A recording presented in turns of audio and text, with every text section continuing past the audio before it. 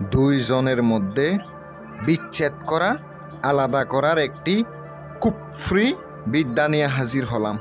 এই কাজ করার সাথে সাথে দুই ব্যক্তির মধ্যে একবারে আলাদা হয়ে যাবে এমন একটি আপনাদের সামনে বিচ্ছেদ বিদ্যা নিয়ে হাজির হলাম।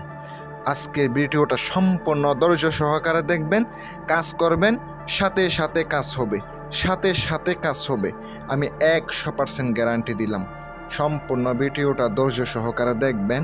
আর যদি আপনি দুইজনের মধ্যে শত্রুতা সৃষ্টি করতে চান, দুইজনে অবৈধ সম্পর্ক করতেছে, ওখান থেকে ফারাক করে দিতে চান, এই বিদ্যা প্রয়োগ করবেন। একবার প্রয়োগ করবেন, দ্বিতীয়বার আর কাজ করতে হবে না, দ্বিতীয়বার আর কাজ করতে হবে না।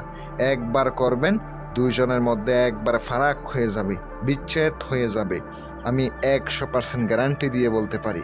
কাজ করবেন, কাজ হবে। আর যদি প্রয়োজনে কোনো কাজ করা লাগে, স্ক্রিনে নাম্বার দেওয়া আছে, কল করবেন, অথবা ইমো আছে, ইমোতে অ্যাড করে যোগাযোগ করবেন। আমি আপনাদেরকে নিয়ম কারণ বলে দিতেছি। শনিবার অথবা মঙ্গলবারের দিন আপনাকে শনিবারে কাজ করলে আপনাকে দুপুর 12টার সময়, ঠিক যখন সূর্য মাথার উপরে থাকে, তখন আপনাকে নকশাটা লিখতে হবে। ওই দিন আপনাকে নিরামিষ খেয়ে কাজ করতে হবে। নিরামিষ না খাইলে কোনো কাজ হবে না, কোনো ফলাফল পাবেন না। নিরামিষ খেয়ে ওই দিন নকশাটা লিখিতে হবে। মুখের মধ্যে নিম পাতা রেখে, মুখের মধ্যে নিম পাতা রেখে বাজারে যাবেন। অষ্টকালী, অষ্টকালী যেটা আছে, অষ্টকালী দ্বারা ভূষপত্রের উপরে লিখবেন।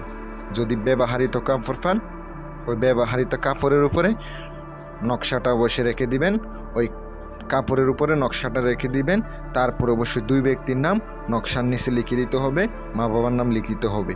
অমুকের সঙ্গে অমুকের বিচ্ছেদ হোক, ঝগড়া হোক, ফাসাদ হোক, অবশ্যই লিখে দিবেন। লিখে দেওয়ার পরে বাজারে একদমে যাবেন। বাজারে যাওয়ার পরে একদমে একটা মাটির সরা আনবেন। সরার ভিতরে মাদুলিতে ঢুকাইয়া সুন্দর করে আপনি সরার ভিতরে ওই কাপড়টাইও দিবেন, ওই মাদুলিটা ঢুকাইয়া দিবেন, এই নকশাটা ঢুকাইয়া দিয়া ওইটার মুখ কাপড় দিয়া বন্ধ করে দিবেন।